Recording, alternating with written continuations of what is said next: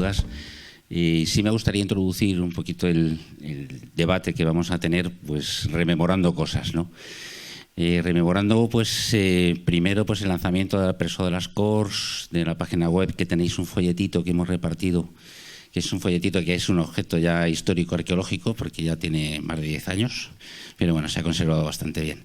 Entonces veis un poco las intenciones que teníamos, ¿no? De recuperar un lugar de memoria, que era lugar de memoria, digamos, en los recuerdos de mucha gente que pasó por aquí, por la cárcel de las Corts, de toda la península, muchas vecinas, muchos vecinos, muchos familiares, ¿no? Entonces la idea era crear un lugar de memoria virtual, ¿no? Ya que no existía porque fue demolido físicamente, crearlo virtualmente. Y esto fue una andadura que fue recorriendo, digamos, poco a poco, paso a paso, y fuimos haciendo cosas. En este mismo auditorio celebramos también una muestra de cine relacionado con la prisión de mujeres.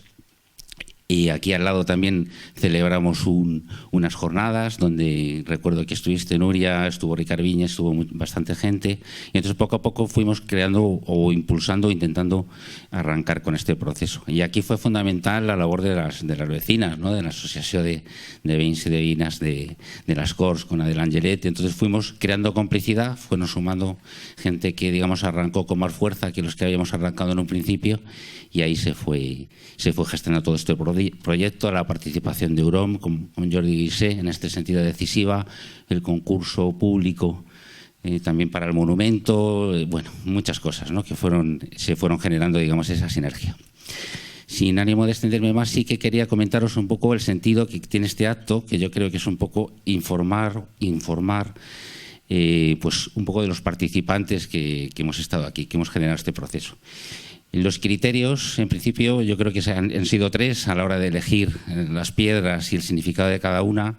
Por un lado, algo relacionado, evidentemente, memorias, episodios de memoria relacionados con las presas de las Corts, desde la cantidad de presas del resto de la península que pasaron por las Corts, hasta la cantidad de presas de la Cataluña central que venían, como por ejemplo tu madre, Ana María Batalla, que venían de Manresa, que venían de otras localidades, de Solsona, etcétera, y que iniciaban ese periplo terrible desde las prisiones municipales, prisiones de partido, y recalaban aquí en la prisión provincial, y luego podían terminar en una prisión central, en Girona o donde fuese, ¿no?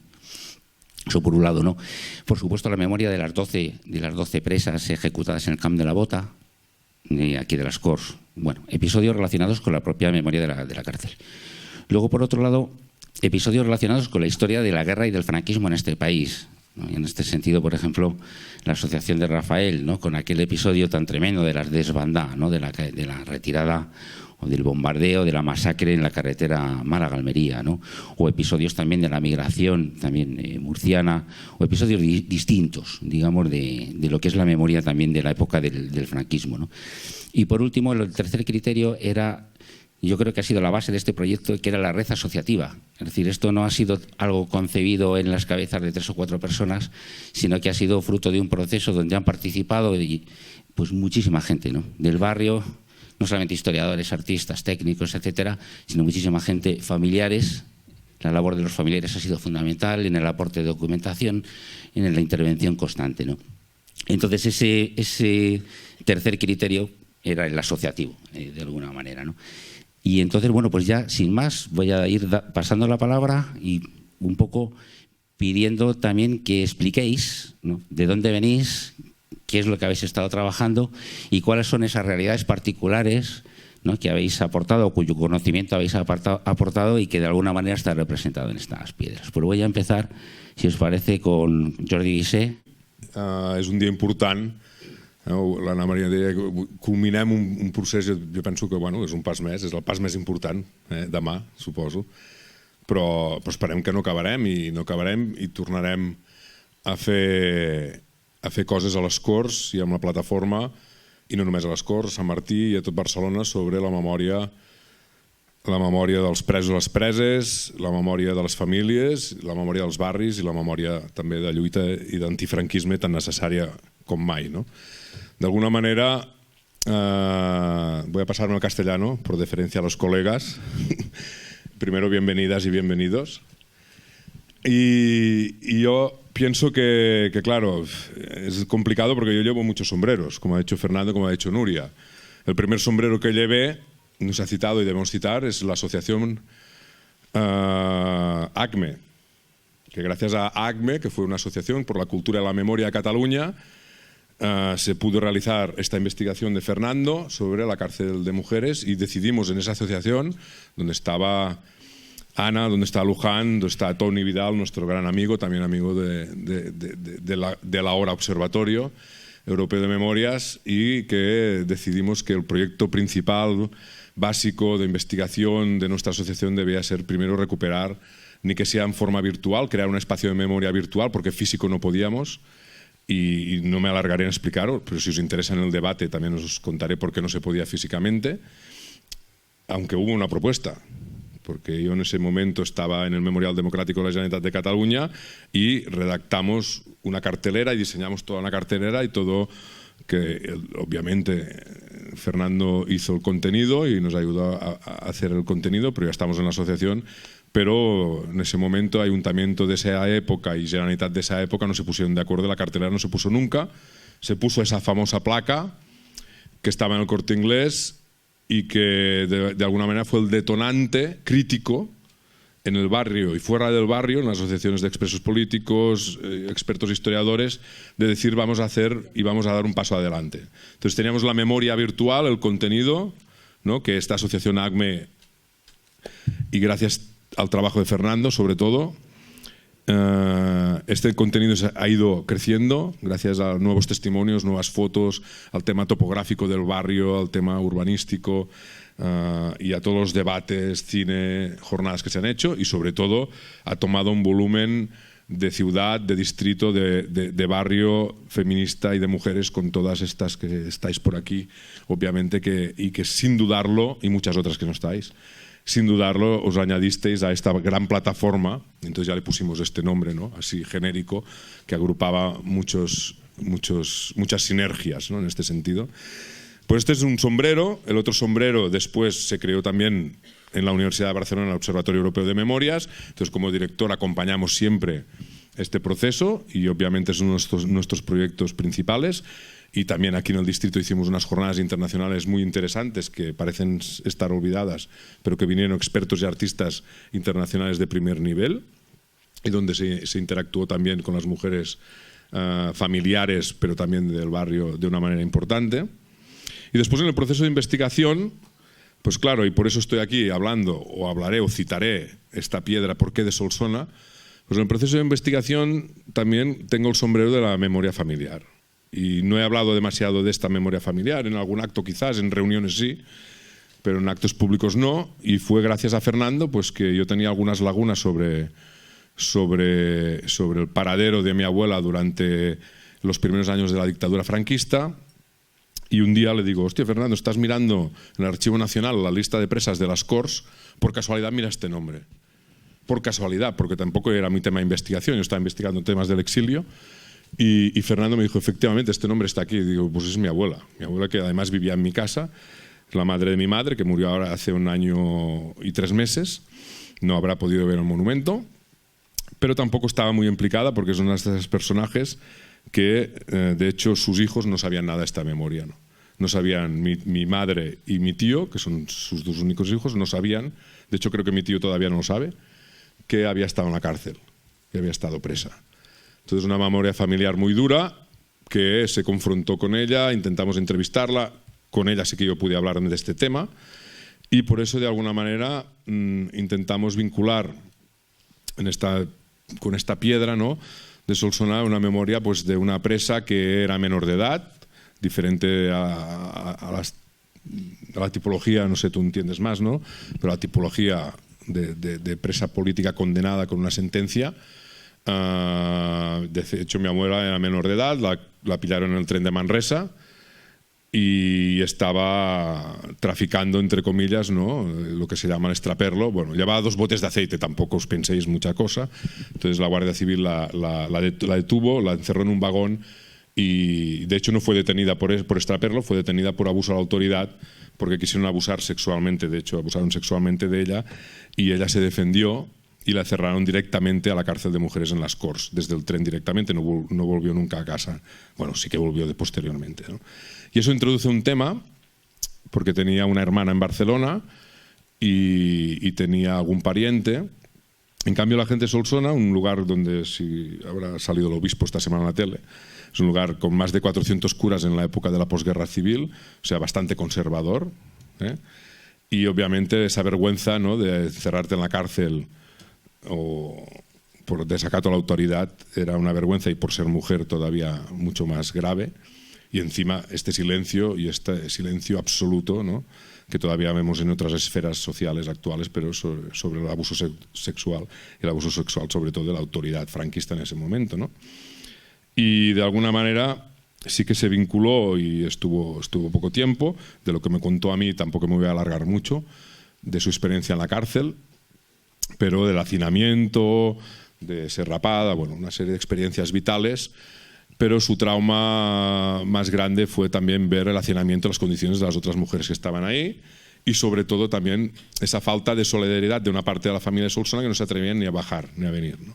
Eso liga con que una parte de la familia de Barcelona sí que fue muy solidaria, y liga un poco también con la asociación Memoria.cat y de las presas, digamos, el ejemplo, por ejemplo, de la madre, ¿no?, de Ana María Batalla, que es al contrario, ¿no?, que hay una solidaridad familiar con otras familias que estáis aquí, una solidaridad familiar desde el principio, muy importante, ¿no? Entonces, liga un poco esta piedra. Ahora me concentro, ¿no?, en la simbología de esta piedra. No es la piedra de la bola de Jordi, no os penséis esto, pero es esta piedra de una Cataluña de retaguardia, una Cataluña rural, una Cataluña diferente, donde todo el mundo pensaba que nunca había pasado nada, y es mentira. En pueblos de la Cataluña rural y conservadora, tradicionalista, y además, digamos, en este sentido políticamente bastante más silenciosa que las áreas urbanas, pues hubo en censos de 2.500 habitantes más de 200 consejos de guerra. Y muchos de estos consejos de guerra a hombres y a mujeres, obviamente se terminaron en condenas y, como ya sabéis todas y todos, en penas de cárcel y en encarcelamiento, ¿no? De alguna manera, esta simbología de esta piedra pues liga esta fenomenología de la acción solidaria, de este anonimato, y también yo pienso, no sé si Fernando estará de acuerdo y Nuria, pero también un poco lo que yo os escribí un día, ¿no?, de esta especie de libertad condicional, porque sí que hay muchas experiencias, y María Salvo lo sabe, que la libertad condicional es muy dura y mucha gente tuvo que irse, pero sobre todo la ciudad, si eres de ciudades más grandes, la libertad condicional es mucho más anónima y nadie te señala. Has estado en la cárcel, has sido presa, ¿no?, una mujer presa, además algo habrás hecho, ¿no?, de alguna manera, sobre todo porque el franquismo aún duró 40 años, ¿no? En cambio, en un pueblo la libertad condicional es muy dura, porque estás estigmatizado y sigues estando estigmatizado. Entonces, vosotros, y sigue existiendo esta estigmatización, ¿no? Y como digo, nada, felicitarnos, después haremos debate, no me alargo más. Sí que el proceso, la plataforma, el monumento, todas las asociaciones, entidades, expertos y no expertos y expertas y no expertas, de alguna manera hemos contribuido y habéis contribuido a romper estos silencios, ¿no?, este silencio de género sobre las mujeres, este silencio, digamos, de memoria histórica o de memoria antifranquista, porque también se habla de represión y de esta memoria, este silencio urbano. De alguna manera hemos marcado, o habéis marcado, ya habíamos marcado con los tótems, ¿no?, pero en el espacio público esta especie de invisibilidad y este silencio urbano, ¿no?, y después también el proceso de verdad y reparación, de alguna manera. Porque sí que es verdad que en el fondo, descubriendo la verdad, por mucho que choque, incluso la verdad familiar íntima, pues de alguna manera explicitándola no solo con jornadas y no solo con la web, sino con una especie de memorial en espacio público, pues todavía genera un efecto reparativo mucho mejor, ¿no? Yo pienso que lo dejaría aquí. Pues gracias, Jordi. Pues yo creo que lo has definido muy bien, porque Es el gran estigma de la cárcel, y en el mundo rural funcionaba de esa manera, como tú bien sabes, ¿no? Entonces, detrás de la experiencia de la cárcel está la invisibilización, y todavía sigue estando. Es decir, también funciona para las prisiones actuales, pero en aquella situación, pues sí, en el mundo rural pues era especialmente dramático. Y solamente una cosilla: que nos sirva para hablar, que nos sirva para encontrarnos, que el monumento sirva como un lugar de encuentro, ¿no? Yo creo que esa es la mejor manera de ir empezando a, digamos, a restituir o a compensar de alguna manera estos sucesos. Voy a pasar la palabra a Adela, te la voy a pasar ya directamente, para que nos cuentes un poco también cómo fue el proceso, porque tuviste una participación decisiva en todo esto. Hola, bienvenidos ustedes de fuera y los demás compañeros. Enlazo un poco con lo que ha comentado Jordi. Las Corts, en el tiempo que estaba la cárcel, en los años 55, era casi un mundo rural. Digo, sobre todo al comienzo. En el 55 no, quizá menos, pero es un barrio que ha estado constituido por propiedades, residencias de verano y propiedades agrícolas con sus campos. Entonces, la cárcel era una residencia que estaba rodeada de inmensos campos que servían de alimento para las presas, de producción agrícola que las religiosas vendían fuera para obtener recursos y para financiarse, y entonces resulta que lo que era propiamente residencia quedaba muy alejado de lo que el barrio cercano, el barrio de vecinos, y había pocos vecinos en esta zona, de tal manera que había como una especie de silencio de lo que pasaba alrededor al otro lado de los muros. Y también se vivía un poco una cosa que hemos vivido, y al menos yo vivo en Lérida, vengo de Lérida, o he vivido mi infancia, mi adolescencia en Lérida. La guerra creó un silencio en muchas familias. Había temas que no se podían hablar porque, bueno, pues por si pudiera pasar alguna cosa. Y entonces, y aquí también se vivía de esta manera la cárcel. O sea que yo tengo, por ejemplo, compañeros de mi edad que han nacido en la calle Europa y que no sabían que al otro lado del muro pues había una cárcel muy represora. Esto es para contextualizar un poco, y quizá muchos de nosotros hablamos ya de historias que nos han explicado, no vividas. A partir de... Después nacen movimientos vecinales, entre el cual la Asociación de Vecinos de las Corts, y la primera etapa de estas actividades se destina prácticamente a las energías a equipar los barrios. Los barrios no tienen escuelas, no tienen centros deportivos, ni escuelas para los pequeños, etc. Y por lo tanto es una época de reivindicación social, y este tema queda pospuestos, es decir, que es una idea que sí que sabíamos que empezamos a conocer el tema, ¿no? Por supuesto, porque además durante este tiempo y a posteriores se han hecho tesis doctorales sobre las presas, sus condenas, la correlación entre después las edades y los motivos por los que habían estado detenidas. El tema de la cárcel ya se visualizó de una forma más generalizada. Pero nosotros seguíamos con nuestras luchas vecinales.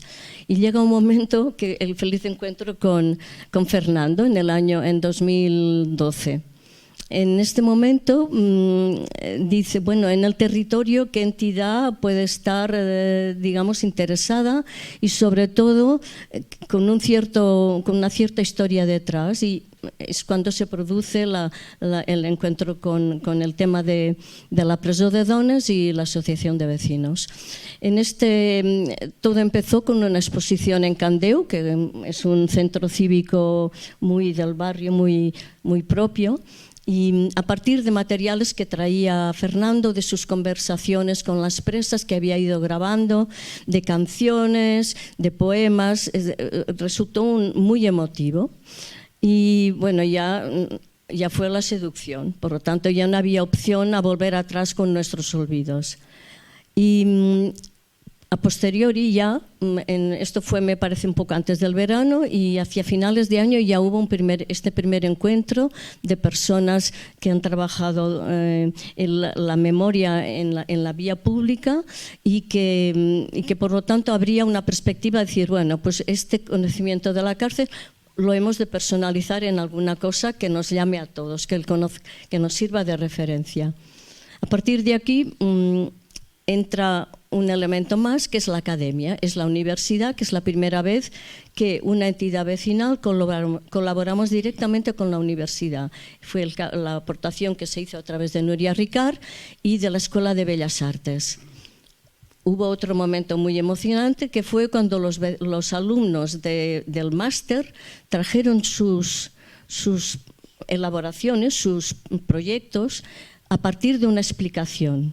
Y entonces, claro, cuando ves el resultado de cómo la gente puede ser capaz de convertir una explicación y un sentimiento en una propuesta de monumento, pues realmente es un elemento más que te entusiasma en este camino. Esta fue un poco digamos, nuestro primer contacto con el tema de la presó de dones. A posteriori ya se fue ensanchando, la taula de dones de les Corts bueno, ya se fidelizó con el proyecto, ha colaborado en muchos aspectos, tanto porque claro, nosotros debió ser hacia el 15, supongo, que se hizo un primer ensayo de presencia en la vía pública, que son los tótems. Los tótems eran, me parece que todo el mundo conoce lo que han sido los tótems, que fue una primera explicación a los vecinos, a los ciudadanos, que allí había una cárcel, que había pasado con sus presas, sus condiciones de vida, y que por lo tanto ya comenzábamos a concretar este proyecto que mañana, digamos, hace la aparición con toda su realidad. A partir de aquí, también, o sea, a partir de estos tótems y la vía pública, también formulábamos días importantes para las donas, que eran el 8 de marzo, que era el Día de la República y que era después también la Fiesta Mayor de las Corts. Esto significaba estos días pues engalanar los tótems con las banderas, la bandera republicana, los pendones morados y después la señera, que era para la Fiesta de las Corts. Es decir, que fuimos dando un sentido de normalidad a esos tótems, de pertenencia a la vida cotidiana, y hasta que esto traspasó el barrio de las Corts y se fue hasta el Camp de la Bota. Y ahora le paso la palabra a la compañera Marta. Vale, pues hola, buenas tardes.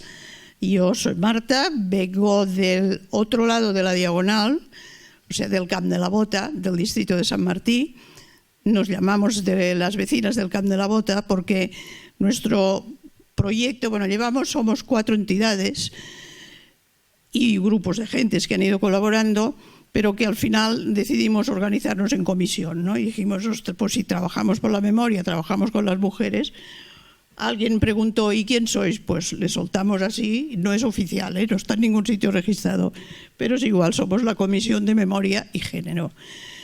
De todo este trabajo del Camp de la Bota, de la memoria del espacio público, para nosotros tenía mucho interés recopilar la memoria de las mujeres, porque el Camp de la Bota era un barrio marginal, los barrios de barracas, que en Barcelona ha habido muchos, pero aquel tenía y ha tenido una característica especial, que los vecinos y vecinas que convivían en este barrio tuvieron que convivir con los fusilamientos al otro lado, a la frontera, ¿no? Pero no por eso no lo vivían y no lo percibían. Todo el barrio en general, no solo el Camp de la Bota. Yo soy del Poblenou, y el Poblenou, yo vengo de una familia que sí, que siempre se habló del problema de lo que pasó en la guerra y de la vivencia y de la militancia. Y yo recuerdo que en casa se hablaba, y después ha habido ocasión de mucha gente de comentar la vivencia de cómo venían los camiones con la gente que la llevaban al Camp de la Bota a fusilar, y cómo volvían los camiones con ya los muertos y que los llevaban a Montjuïc. Por tanto, toda esta vivencia, unida a la idea de saber cómo lo vivieron las mujeres, no solo la represión, porque todas las mujeres que tuvimos ocasión de hablar, que quisieron hablar de todo esto, muchas de ellas ya no habían vivido, porque eran más jóvenes, pero sí su familia, sus madres ya vivían allí, y además son amigas, vecinas de hoy día del barrio del Besós, que cuando se fueron las barracas, hoy día viven en el barrio del Besós. Les dijimos si estaban dispuestas a explicarnos su memoria, y fue muy interesante porque primero decían, total, pues nosotros vivíamos allí, pues íbamos a trabajar, pero claro, toda la representatividad se la daban a los hombres, y cuando empezamos a tirar del hilo de la historia, pues bueno, resulta que ellas iban a trabajar fuera. Ellas, nos apareció Ana con su máquina de coser que dice que le costó aquello como si fuese hoy a comprarse un cohete para ir a la luna. Teníamos a la Ana, que la tenemos aquí, que ella fue con otros grupos de mujeres, organizaron la guardería, por tanto los pequeños iban a la guardería, eso quiere decir que las madres trabajaban fuera. Por tanto, recuperamos esta memoria histórica, ¿no?, de un barrio que convivió con los fusilamientos. Luego, cuando conectamos con el proyecto, toda la historia de Fernando, porque nosotros nos dábamos vueltas al tema de las 13 rosas. Y, ostras, pues era una historia y nos topamos con el proyecto de aquí de las Corts, Fernando, la memoria de la cárcel, y un día dijimos, pero si tenemos aquí 11 mujeres, hoy ya hemos descubierto que son 12, pero 11 mujeres. Empezamos a participar y a partir de esta historia montamos una jornada en la cual nosotros le llamábamos Dona y afusellada, el doble oblit, mujer fusilada, el doble olvido, porque claro, es olvidada como mujer, olvidada por la represión, y una vez fusilada ya es el máximo castigo, por tanto la historia también las olvida, ¿no? Y por tanto, a partir de aquí empezamos a tirar el hilo, porque para nosotras recuperar esta memoria y compartirla además con el barrio de las Corts era importante, porque crecía el proyecto, demostrábamos a partir de las vivencias cómo todo esto había existido, cómo la historia se escribe y están los archivos, pero si no le ponemos la vivencia, que es lo que nos está faltando, o cuando Jordi decía no se hablaba de esto, teníamos que tirar del hilo de lo que se hablase, y todavía quedan pocas, pero todavía nos quedan memorias que podíamos tirar de este hilo. Para nosotras era importante, nos lanzamos a la piscina, de que el Camp de la Bota, donde fusilaron, teníamos que poner una placa en memoria de estas mujeres.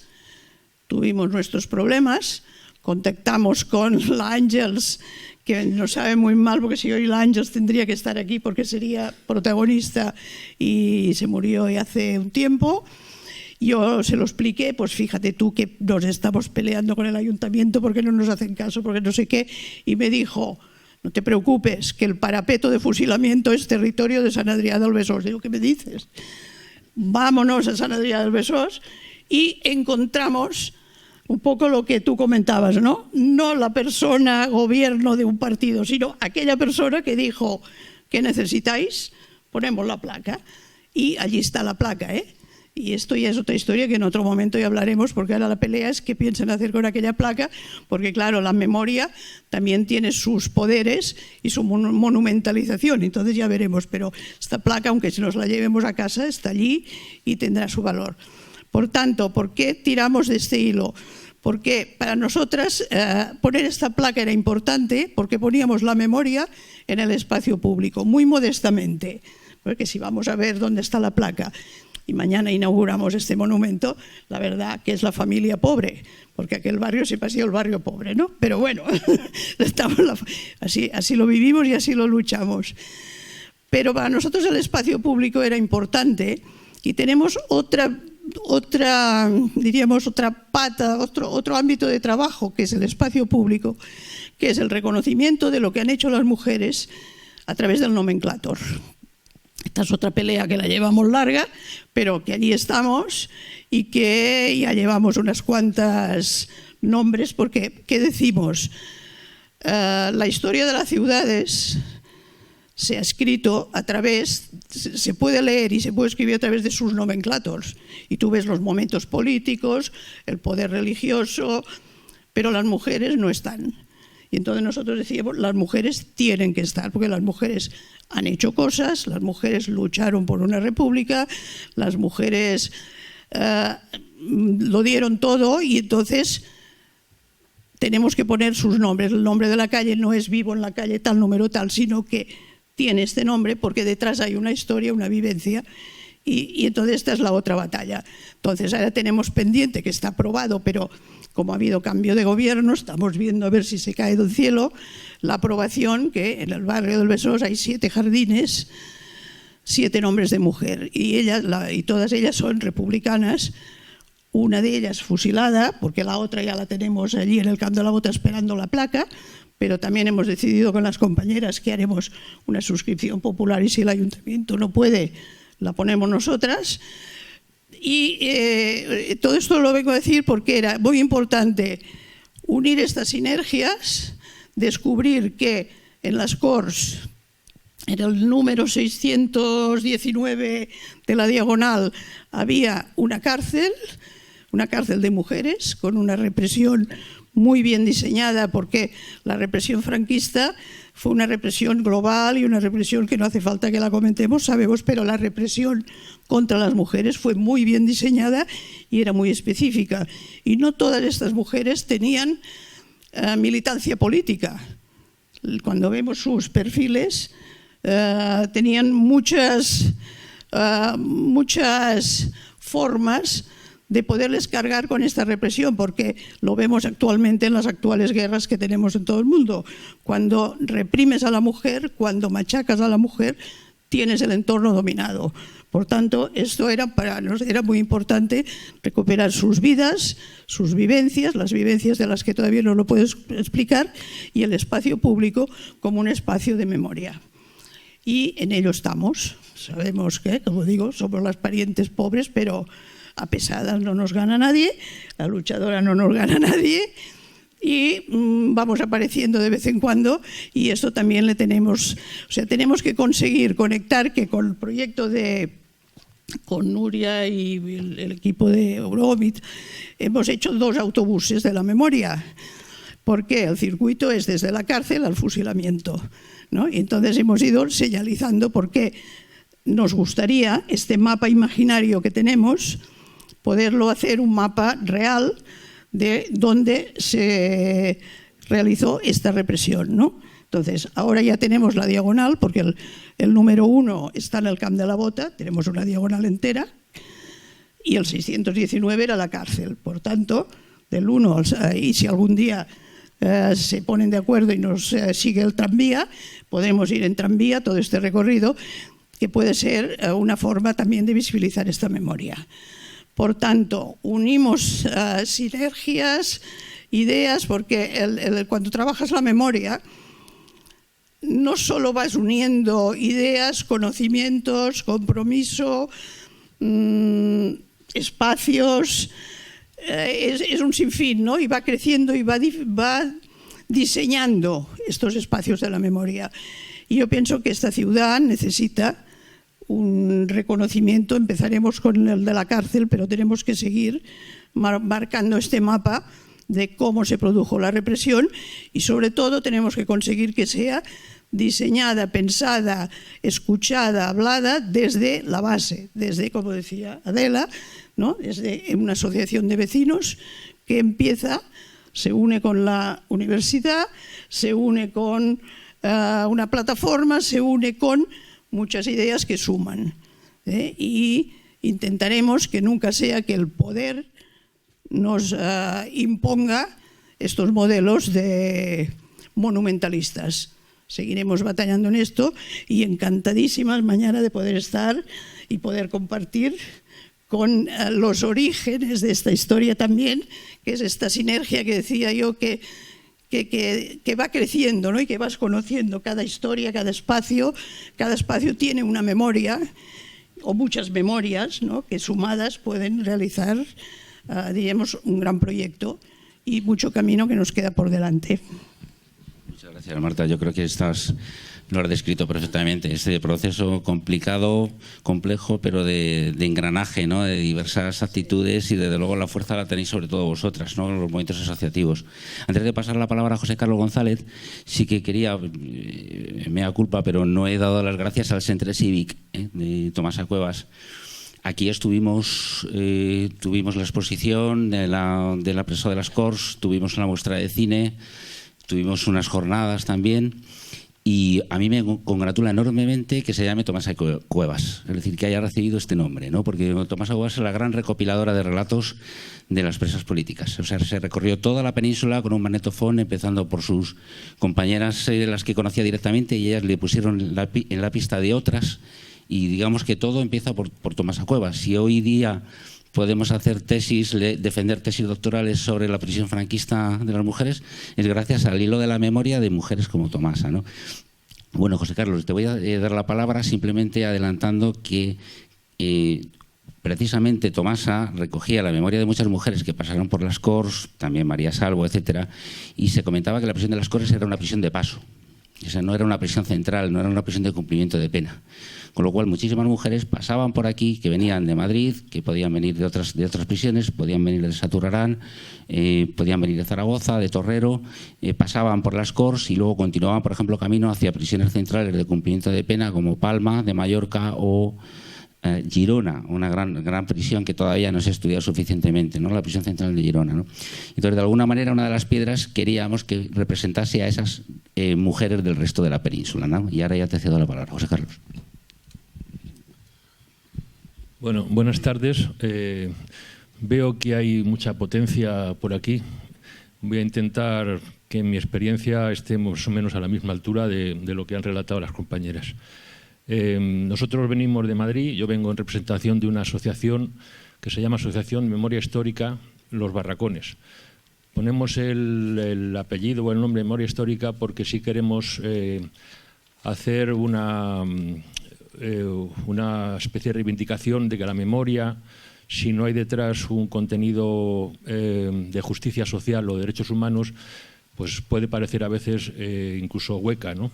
Entonces, por eso el movimiento un poco memorialista es el que yo creo que tenemos que, por lo menos desde nuestra asociación, reivindicar de alguna manera. Digo esto porque en el concepto de memoria histórica, empiezan a surgir a veces voces últimamente con cierta equidistancia sobre lo que es la justicia, la reparación de la justicia, de la impunidad incluso de todas las fechorías que se hizo durante el franquismo y sobre todo la posguerra, que sabéis perfectamente que la posguerra se cerró España a cualquier tipo de ojos de exteriores y de cualquier persona, y entonces en ese telón negro detrás surgió una orgía absolutamente de venganza y de sangre, que es la que se ha querido de alguna manera en este país obviar y olvidar. Mi experiencia viene de una parte también muy negra de la historia de España, que son los trabajos forzados. En España, una de las patas, aparte de las cárceles y, bueno, por supuesto, los fusilamientos que se hicieron de una manera sumarísima y sin ningún tipo de garantías jurídicas, hubo otra pata de la represión muy importante en este país, que fueron los trabajos forzados. Todos conocemos el caso que está ahora incluso muy en boga del Valle de los Caídos, de Cuelgamuros, pero en Madrid también hubo unas obras muy importantes hechas por los presos, entre ellas la vía férrea Madrid-Burgos, que es una obra, puedo decir, faraónica, que además no ha tenido ningún sentido hacerla porque no se ha usado nunca, ni ha sido rentable, ni ha tenido ninguna utilidad pública más que quizá fervorina de Franco cuando llegó y quiso unir Burgos, que estaba, como sabéis, el cuartel en la guerra nacional, con Madrid, con el no pasarán, ¿no? Y dijo, pues hemos pasado y además hemos pasado, vamos a hacer aquí esta obra, ¿no? Estoy hablando de 6.000 presos que pasaron por esta obra ciclópea de la vía férrea Madrid-Burgos. Se hicieron alrededor desde Chamartín, lo que se hizo en la posguerra. Antes de la guerra se hizo la parte segoviana y el túnel de Somosierra. Pero después de la guerra, en la posguerra de los años 40, que es cuando empezaron a surgir todos los destacamentos penales en España, esta vía férrea se hicieron 9 destacamentos, incluso 13 se habla ahora, que se han descubierto 2 o 3 más, desde Chamartín, que está en las afueras de Madrid, hasta el puerto de Somosierra, que es ya la frontera con Segovia. Uno de ellos, por una cuestión simplemente casual, está en Bustalviejo, que es donde vivo yo, ¿no? Entonces, vimos que aquello era un patrimonio histórico, un patrimonio nacional que veíamos que estaba no infrautilizado, no olvidado. Estaba ninguneado y con un desdén ostentorio por parte de las autoridades del ayuntamiento. El ayuntamiento, tengo que decir, que estaba gobernado por el Partido Popular, todo hay que decirlo. Entonces, un grupo de vecinos vimos que aquello, hombre, tenía una dimensión que trascendía a lo local y que podía ser un referente incluso histórico a nivel nacional. Y bueno, pues empezamos un poco con el espíritu también de Fernando en hacer este monumento, empezamos también a ver qué podíamos hacer para rehabilitar aquello. Conseguimos a través de Izquierda Unida una subvención en el Congreso de cuando estaba gobernando Rodríguez Zapatero de 120.000 euros para rehabilitarlo. Tengo que decir que el destacamento es un destacamento de casi 1.200, 1.300 metros cuadrados, por lo tanto con ese dinero nos dio para hacer un poco de rehabilitación, lavarle la cara y sobre todo hacerlo visitable, porque aquello fue durante 40 años, desde que se abandonó en el año 52 hasta que lo cogimos nosotros, fue una cuadra de ganado. Por lo tanto, estaba con 1 metro casi de estiércol aquello y no había allí quien pasase más que animales y el ganadero, que lo tenía un poco en uso.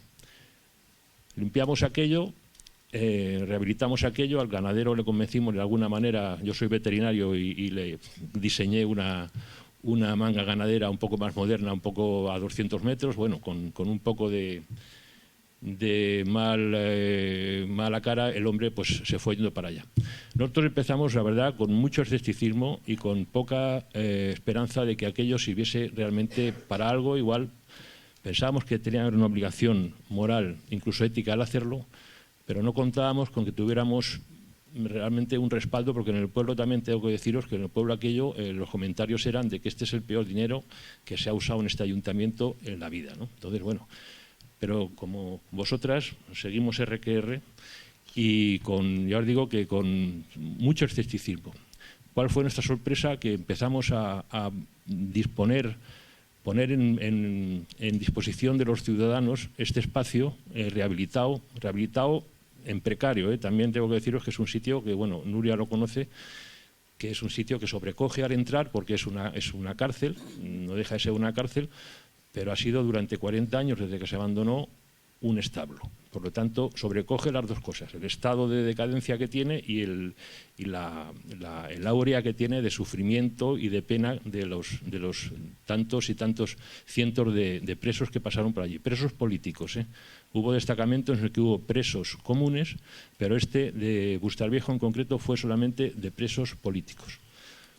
Como decía, nuestra sorpresa fue que empezamos a recibir demandas todos los meses de visitas de personal. Hemos recibido autobuses de los familiares de exiliados a Francia. Hemos recibido colegios, hemos recibido institutos, hemos recibido sindicatos. Llevamos 4 años funcionando y yo creo que habrán pasado por allí cerca de 4.000 personas. Por lo tanto, esa es nuestra sorpresa y la aportación que venimos a hacer aquí, que es insistiendo y teniendo las ideas claras, teniendo un objetivo, yo creo que nítido, que es el reparar la justicia social de la memoria de las gentes que sufrieron la represión en este país. Al final se consigue hacer cosas como la que habéis hecho vosotros con el monumento que por cierto os agradezco que me hayáis dado la oportunidad de participar en este proyecto tan hermoso, y se pueden hacer cosas como la de Bustalviejo, es decir, pasar de una cuadra de ganado, donde aquello no daba un duro nadie por ello, a ser ahora mismo una referencia, no voy a exageraros, una referencia a nivel de comunidad autónoma, donde recibimos gente de todos los sitios. Incluso hemos hecho unas jornadas de memoria histórica y han venido grupos memorialistas y asociaciones de memoria de muchísimas comunidades autónomas. Por lo tanto, hoy estamos aquí gracias a ese tesón de los compañeros de mantener durante 4 años un afán de no dejarlo de hacer. Somos una asociación absolutamente sin ánimo de lucro, somos una docena o a veces contamos con algún apoyo más externo, pero así de núcleo poco trabajador, una docena. Sabéis que los motores de las asociaciones, por muchos socios que haya, siempre pues, es cabemos en un taxi, ¿no? Como decían los...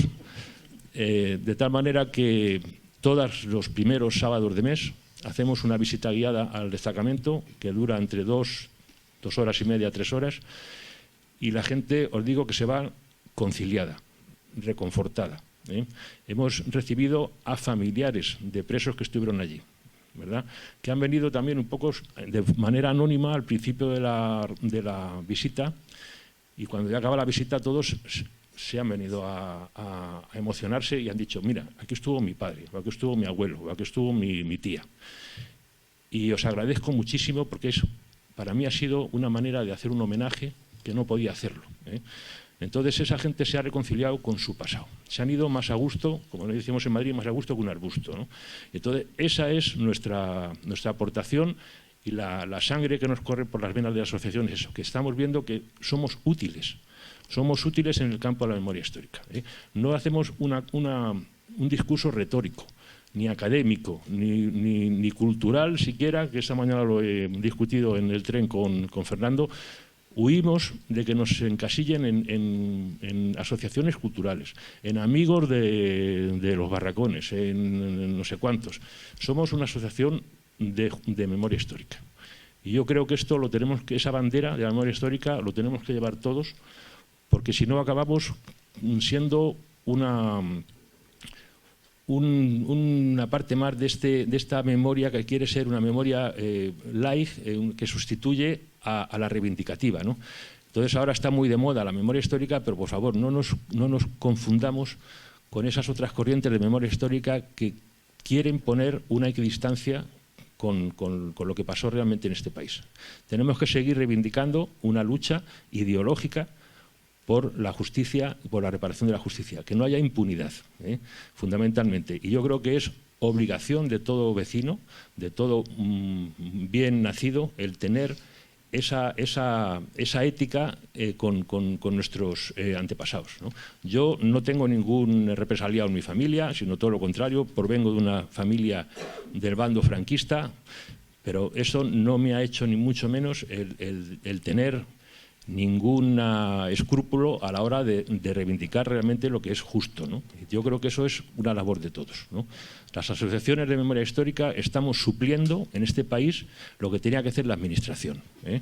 No se conoce ningún país que haya tenido genocidios como el que pasó aquí con el franquismo que esté en manos de las asociaciones, de los vecinos, que tenemos que levantar esa memoria, ¿eh?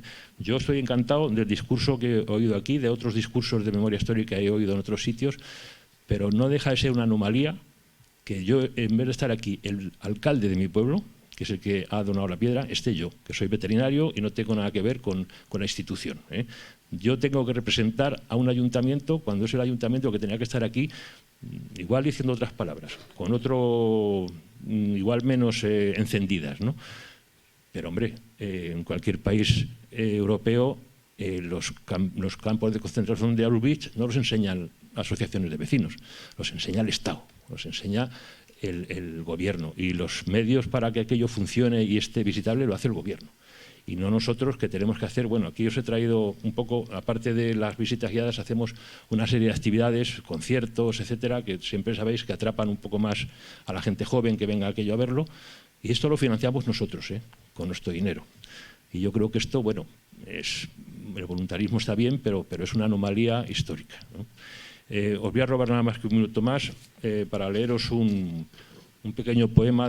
Tenemos un libro editado también de la asociación, y tenemos un compañero que hace pinitos. Y ni cerrojos en la boca, ni en nuestras manos candados, ni grilletes en los pies, ni celdas para castigarnos, ni la amenaza de la bala, ni el dolor del culatazo, ni la mentira de la cruz, ni la vergüenza del juzgado, ni las monedas de Judas, ni la familia en precario, ni las ventanas sin luz, ni el frío del calendario.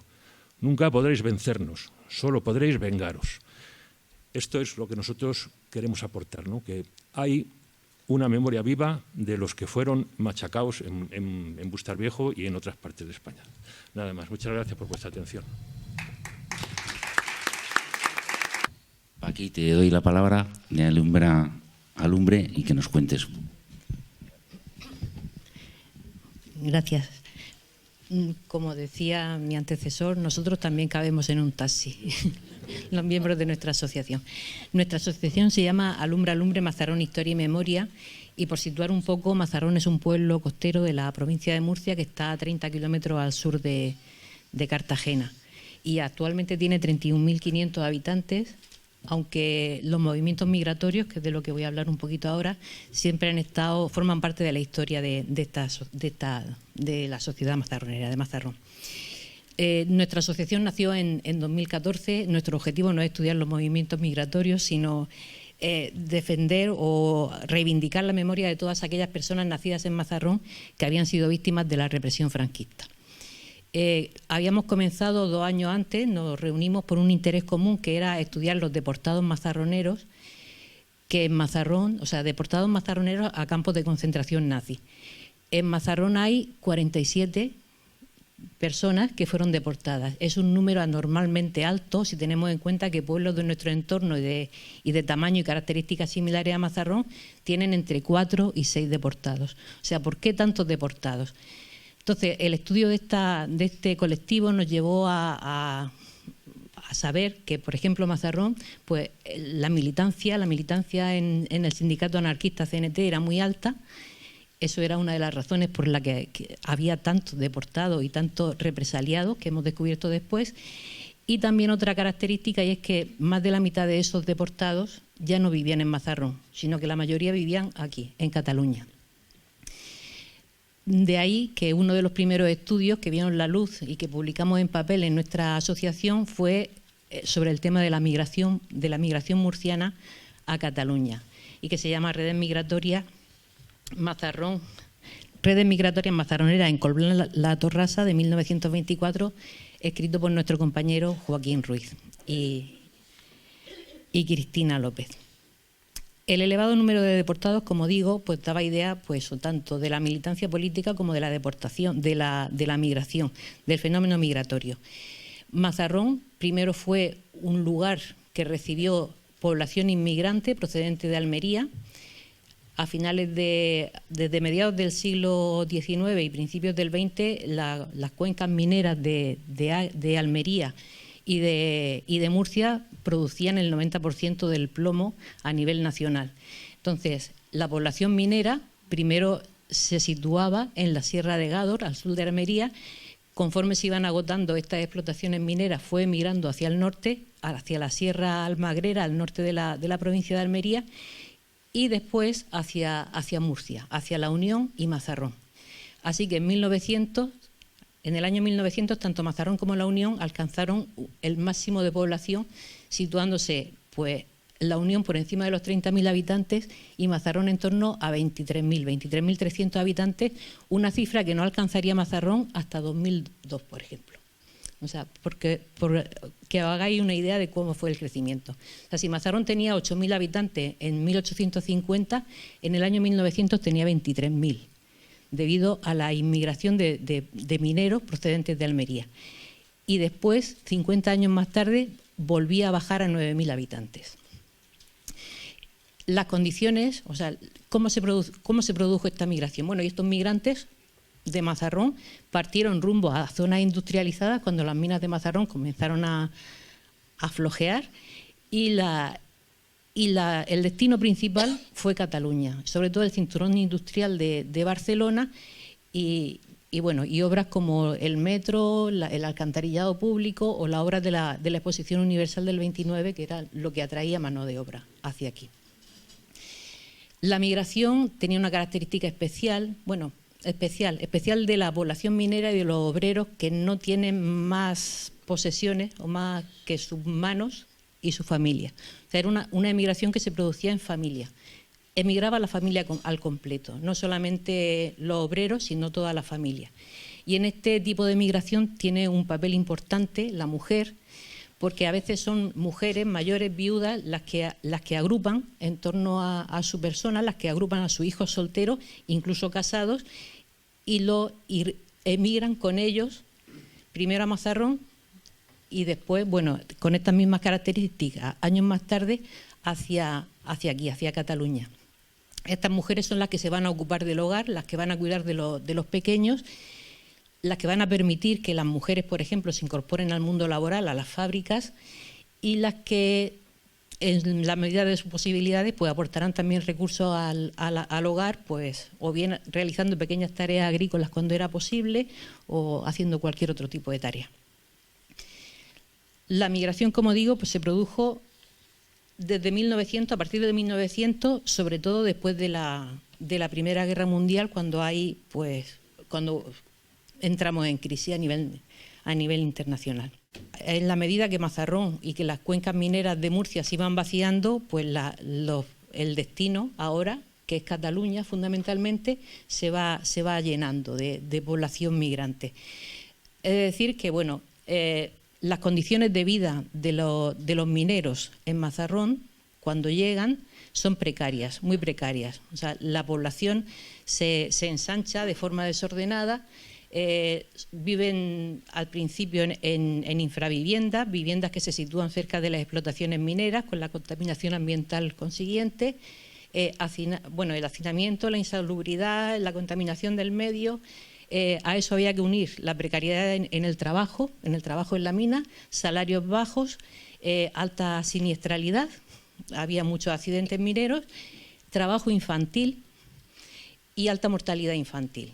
O sea, esas son las condiciones de vida en el origen primero, que después se convertirá, o sea, en el destino, que después se convertirá en el origen de la migración. Cuando llegan a Cataluña la situación no es mejor. O sea, los emigrantes de Mazarrón, inmigrantes aquí, vienen con lo opuesto. O sea, tienen pocos recursos.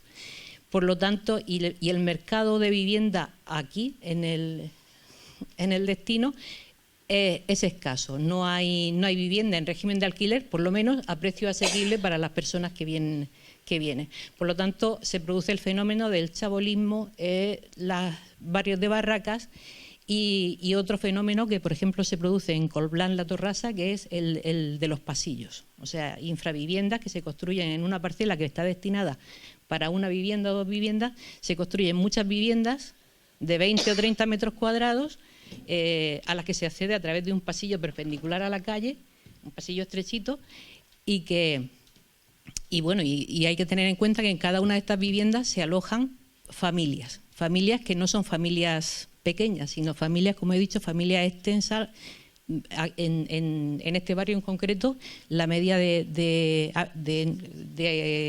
familiares, o sea, la media de personas por familia era de 5. La otra característica que he dicho sobre la población migrante es la militancia política. O sea, hemos descubierto o hemos constatado que en los represaliados que hemos ido estudiando posteriormente, nacidos en Mazarrón, tanto los que fueron represaliados en la provincia de Murcia como los que fueron represaliados aquí en Cataluña, nacidos en Mazarrón, en todo ello se da la circunstancia de que la militancia en CNT era la mayoritaria.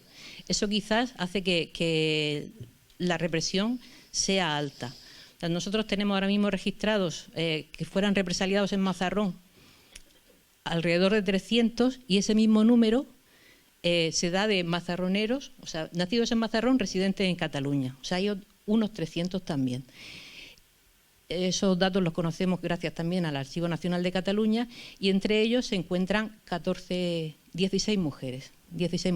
Muchas de ellas, los casos de algunas de ellas fueron sobreseídos, 8 fueron condenadas, apenas que iban desde los 6 años a los 12 años, y una de ellas fue condenada a cadena perpetua, y bueno, casi todas pasaron por la prisión de las Corts, y que fue Julia Romera Yáñez. Julia Romera Yáñez había nacido en Mazarrón, es un ejemplo de emigración. O sea, Ella quedó huérfana siendo pequeña, quedó bajo la tutela de sus abuelos y con sus abuelos y sus tíos llegó aquí a Santa Coloma de Gramenet. Entonces en Santa Coloma ella era militante de CNT, trabajaba en una pañolería, era militante de CNT, era del Ateneo Libertario de Santa Coloma, o sea, cumple todos los, digamos, los patrones que he ido diciendo más o menos, y bueno, fue detenida por pertenecer a la UJA, a la Unión de Juventudes Antifascistas. La detuvieron pues en el 39, prácticamente acababa de ingresar en esta organización cuando la detuvieron, y bueno, la torturaron, la condenaron a cadena perpetua, estuvo encerrada en la prisión y murió de tuberculosis en 1941 cuando tenía 25 años. La historia de Julia Romera lo ha recogido en un libro Ángel Sodi, que hoy está aquí entre el público. Y bueno, y decir que la figura de Julia Romera, por ejemplo, en Mazarrón se conoce pues gracias a que nosotros en Alumbre Alumbre la hemos publicado su historia y que hay un mural que hizo un compañero nuestro que está en la calle, pero tiene un mayor reconocimiento aquí en Santa Coloma, donde hay una calle, una plaza con su nombre y un ateneo, bueno, un ateneo de José Berrocio Silvente, que fue el último alcalde de Santa Coloma durante la República y que también era nacido en Mazarrón, y tiene un ateneo también de Julia Romera. Pues bueno, decir eso, que la ruta migratoria que comenzó en Almería, que siguió en Mazarrón, en Murcia y que llegó hasta Cataluña, esa ruta se mantuvo, porque se mantuvo en la posguerra también para algunos casos de presos que después de cumplir condena eran condenados al destierro. O sea, que se les daba la libertad condicional, pero no podían seguir viviendo en sus pueblos. Entonces, en esos casos, pues algunos también vinieron aquí por ese motivo. Y después, en emigraciones hasta los años 50, que Mazarrón ya dejó de decrecer para comenzar a crecer de nuevo, que la población, aprovechando que ya existían familias del pueblo, pues seguían viniendo aquí a buscar otras oportunidades de trabajo. Rafael, te paso la palabra, de la Asociación contra la Memoria y el Olvido. ¿Qué hay? Buenas tardes. Bueno, yo no sé, probablemente seré el único andaluz que hay en la sala, ¿no? ¿No hay más? Vale, bueno. Sí, dicen que los andaluces somos muy exagerados, ¿no? Bueno, pues esto es un poco por romper el hielo. Cualquier cosa que yo cuente, diga o hable de los sucesos que ocurrieron en Málaga, no tendría capacidad de exagerarlos, porque ya de por sí sobresalen, no se pueden exagerar. Bueno, mi misión aquí, el hito que se ha puesto es una piedra correspondiente a la carretera de Málaga-Almería. Todos, imagino que conocéis un poco el hecho de la carretera de Málaga-Almería, que ha sido desconocido durante muchos años. Quizá fue Norman Bethune en su libro, que escribió en inglés, El crimen de la carretera, el primero que dio nociones. Después sí fue siempre silenciado porque era vergonzante tanto para el bando nacional como para el bando republicano, que no fue capaz de ir a defender a esas personas. Nosotros, hay un libro que se ha publicado, el último estudio que se ha hecho de la carretera Málaga-Almería, de Maribel Brenes y Andrés Fernández, que son los arqueólogos. Bueno, Andrés Fernández, el arqueólogo que dirigió las exhumaciones de San Rafael, que ahora tocaré un poquito el tema, y probablemente ha sido el estudio más completo y más documentado que se ha hecho sobre ese episodio. Vamos, puedo decir, por ejemplo, que tenemos, bueno, excepto del crucero Baleares que fue hundido, del Canarias tenemos los cuadernos de bitácora con los puntos, las localizaciones, los cañonazos que daban, los calibres que disparaban. Todos esos datos están reflejados. Están reflejadas las conversaciones de las escuadrillas aéreas que ametrallaban a las personas, donde, pues, por 3 veces el jefe de la escuadrilla le dice a la base: mire usted, que lo que veo son ancianos, mujeres, niños, que no disparan, que van andando, que van hechos papillas. Y por 3 veces la respuesta de la base es: disparen. O sea, aquello se puede decir que es quizás, yo creo que quizás es el tema más luctuoso que se dio en la guerra civil, aunque ha sido desconocido por muchos. No se sabe exactamente cuánta gente pudo morir, se calculan que pueden ser 5.000, 6.000. Lo que sí sabemos ahora es que en todo ese tránsito de la carretera se hablaba de unas 150.000 personas, que es lo que más o menos habló en su momento Norman Bethune. Bueno, en los últimos estudios se puede prácticamente afirmar que en ese trayecto de la carretera, en un momento determinado, transitaron 300.000. 300.000 personas, no todas llegaron a Almería, obviamente, porque el frente se estableció en Motril. Cuando rompieron la presa del Guadalfeo, ahí se cortó. A Málaga, sabéis que le hicieron una pinza y entonces la única salida que había era esa. Entonces la gente venía de Sevilla, de otras provincias, pero hasta de Granada venían y bajaban por el boquete de Zafarraya y se iban uniendo. O sea, por eso esas cifras que en principio se daban, que daba Norman Bethune, provenían de lo que él vio. Él nunca entró en Málaga. Él lo que hizo fue recoger gente desde Motril, la gente que ya iba agotada, niños, ancianos, y llevarlos en la ambulancia que había desmontado su equipo de transfusión de sangre para facilitarles el trayecto, ¿no? Entonces, bueno, pues, hombre, yo me alegro que Málaga forme parte de este hito, porque además, quizá hablar de memoria histórica en Málaga, no sé, es que aquello es brutal. Brutal lo que pasó, y también tengo que decir, y lo digo con orgullo, que brutales son las cosas que hemos conseguido, la asociación. Porque, bueno, todos sabéis que el cementerio de San Rafael hoy por hoy es la fosa más grande del este de Europa que se haya exhumado, donde tenemos documentados 4.500 fusilados en el cementerio de San Rafael nada más. No digo ya de otros de los pueblos ni nada, San Rafael, y que estén documentados. Documentados me refiero a expedientes de prisión, juicios sumarísimos, de los cuales hubo pues unos 35.000 que hayamos podido calibrar, juzgados, porque bueno, hemos estado años yendo al togado militar y los juicios había de 100 y pico personas de una tacada, ¿no? Málaga entran las tropas el 8 de febrero, que no fue el 8, fue el 7. Lo que pasa es que el 8 es cuando hacen el desfile. Y el día 11 ya empiezan los fusilamientos con juicio, ¿eh? O sea, en 2 días habían montado el tribunal, habían juzgado, habían condenado y estaban fusilados. Y fusilamientos, días de fusilamiento de 100 y pico y tal. O sea, la represión fue tan brutal que hay mucha gente que desconoce una cosa. En Málaga la guerra termina el 8 de febrero del 37, Málaga deja de estar en guerra. Nunca fue atacada por los republicanos, a Málaga se la dejó morir, de hecho está la famosa frase de ni una bala para Málaga. Málaga ya no iba a ser defendida, no hubo batalla de Málaga. Málaga fue abandonada por las propias autoridades militares. O sea, eso fue, por eso la cobardía de la carretera y tal se ha silenciado siempre.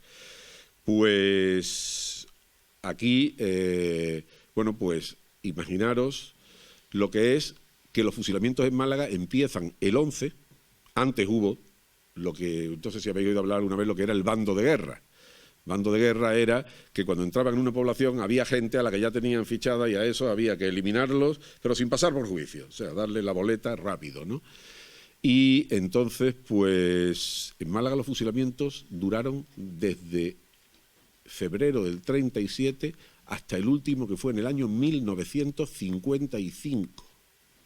O sea que en Málaga la guerra duró 6 meses y la representación con ejecuciones hasta el año 1955. O sea, imaginaros la brutalidad de esa represión. Quizás porque en Andalucía, bueno, pues teníamos al querido Queipo de Llano, ¿no?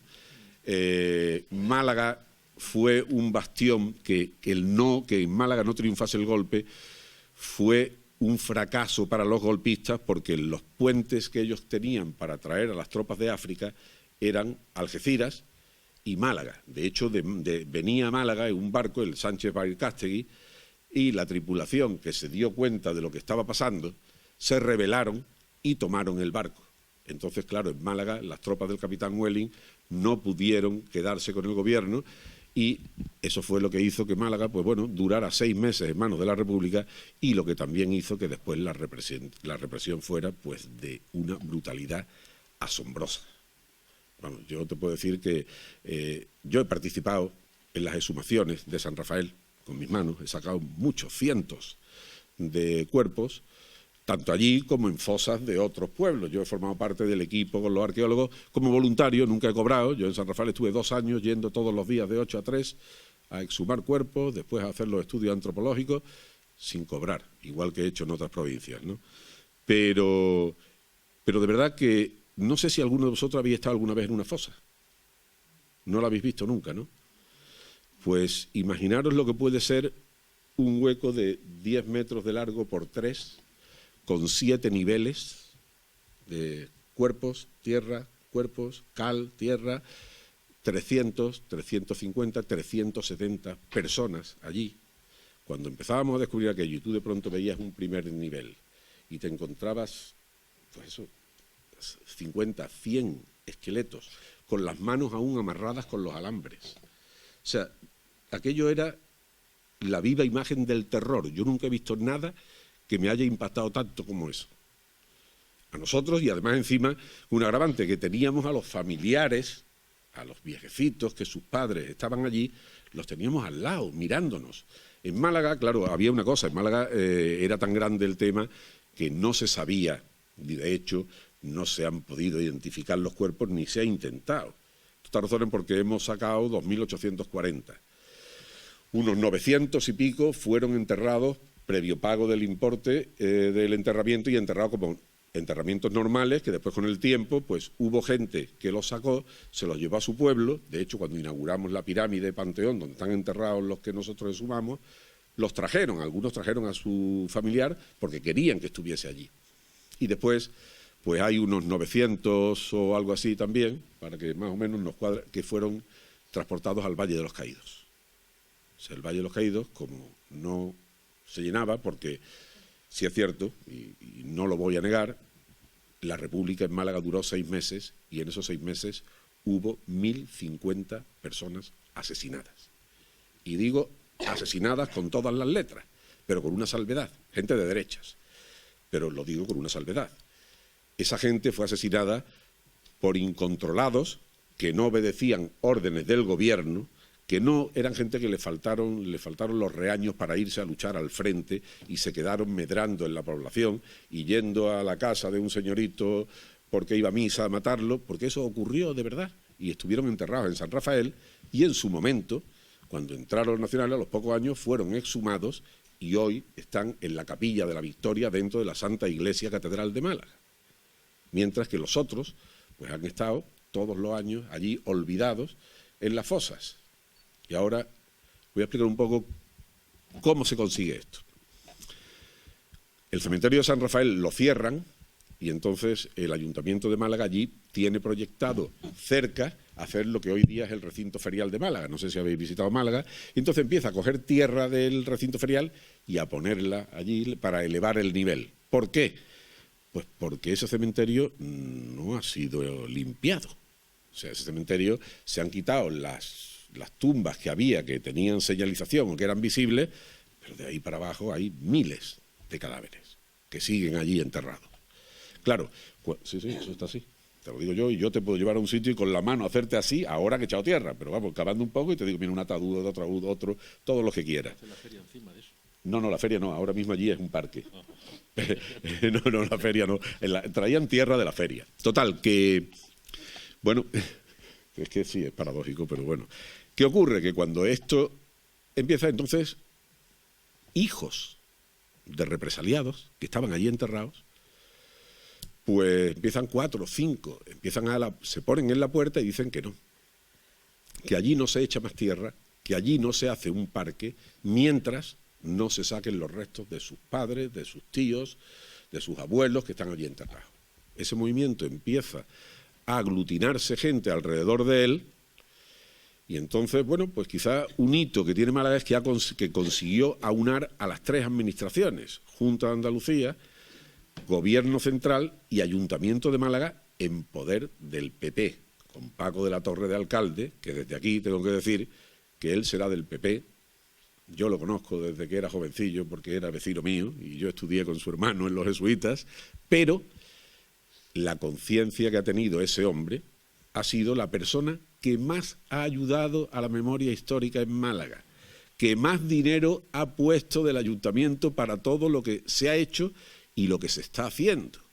Porque el Parque de la Memoria de Málaga va a ser algo impresionante. Tenemos ya hasta proyectado, aprobado y reservado el dinero para un centro de interpretación dentro del parque. Allí no se mueve una piedra y el alcalde, si hacen algo sin contar con nosotros, bueno, corta cabezas. O sea, yo creo que con un alcalde que no hubiera sido este del PP, no hubiéramos conseguido ni la cuarta parte de lo que tenemos. O sea, la verdad es que yo no sé si alguno habéis estado, tú sí estuviste por allí, aquel, nuestro compañero, pero no sé si alguno habéis estado, ¿no? ¿Sí? Bueno, no sé, pues tú lo has visto y todavía ahora mismo está en proceso de una de las fases de obras, ¿no? Pero claro, o sea, es que hablar de memoria en Málaga es todo, porque allí la cárcel de mujeres antiguas está catalogada como lugar de memoria con una placa y hoy día es la Policía Municipal y tienen su placa puesta allí. La antigua cárcel, la antigua prisión que construyó en Victoria Kent también está declarada lugar de memoria. El camino de los canadienses, donde está en la Cala, donde empieza la playa del Peñón del Cuervo, es lugar de memoria. O sea, en Málaga no nos podemos quejar porque lo hemos tenido todo, nos lo siguen dando todo y bueno, y yo solamente... Yo sé que podría contar 1000 anécdotas, ¿no? Pero voy a contar una, si soy capaz de que no se me quiebre la voz, porque es que me cuesta trabajo. Vivir en un pueblo de Málaga, una exhumación donde buscábamos a 3 y uno de los que venía era el hijo con 80 años de uno de ellos. Al final encontramos a 2 que habían matado los republicanos. Además fui yo el que estaba encargado de aquello porque como era muy pequeño, lo hice yo solo, con la ayuda de Andrés Fernández, el arqueólogo, que venía a verme y con un chico que el ayuntamiento me puso de ayudante. Pero este señor con sus 80 años venía todos los días y se sentaba en una piedra a mi lado. Era el antiguo cementerio, se había removido entero y entonces solamente había que buscar pues a 3, eran 2 carabineros y un chico que vendía huevos, que además tenía 17 años cuando lo mataron. Estando allí nos enteramos que también había un señor, estaba yo excavando en un sitio y me dice, pues aquí fuera, a 1 metro del muro, están enterrados los garabatos, que eran 2 cabreros que eran de derechas, que no quisieron adherirse o ayudar a los republicanos y tal, y los mataron. Y entonces, bueno, pues empecé a excavar allí y ciertamente me los encontré los 2, uno frente a otro, con las piernas cruzadas. Lo saqué y el alcalde del pueblo me decía, bueno, estos los echamos al osario. Y le digo, vamos a ver, tú estás loco, eres el único pueblo, el único sitio de España donde, porque también encontramos 2 enlaces de los maquis.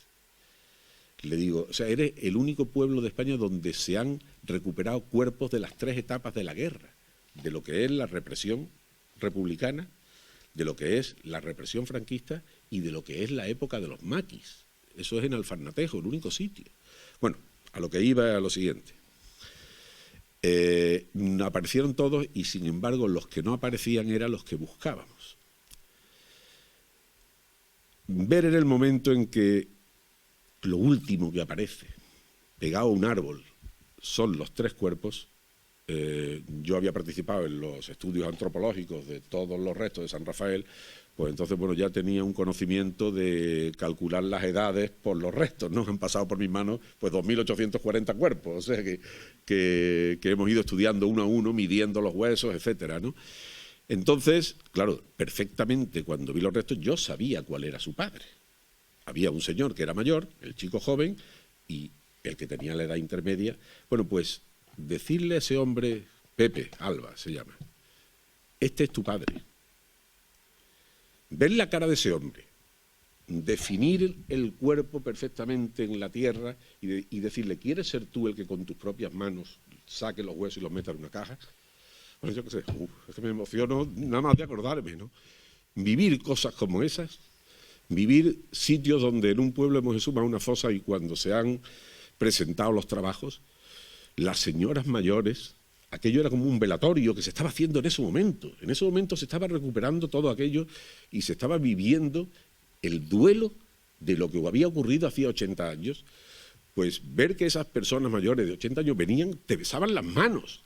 Parecía que el doliente eras tú. O sea, yo de verdad que vivir eso, pues para mí ha sido quizás la experiencia más bonita de mi vida.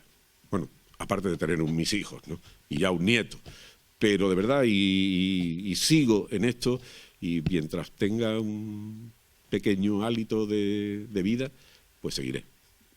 Espero que, bueno, pero si alguna vez visitáis Málaga tendremos nuestro centro, haremos nuestras rutas explicativas, vienen de Francia, vienen colegios franceses, en fin, vinieron televisiones del mundo entero, el famoso Alex Portillo, el que estaba con Bienvenida Pérez, aquella famosa y tal, vino a vernos varias veces, de Australia, de China, por allí pasaron todos los medios del mundo y no hubo ningún problema. En Málaga no ha habido ningún tipo de resquemor, rencor, gente en contra. Se ha hecho de una manera totalmente pacífica, normal, y la verdad es que, bueno, de hecho la ley de memoria se hizo antes de que estuviera la ley de memoria histórica. Málaga se exhumó cuando todavía no existía la ley de memoria histórica. De hecho, el protocolo de actuaciones en las fosas se basó, en principio, en el protocolo que se había hecho en la exhumación de Málaga, que aún no había ni ley ni había nada. En fin, bueno, pues espero no haberos aburrido mucho. Y ya está.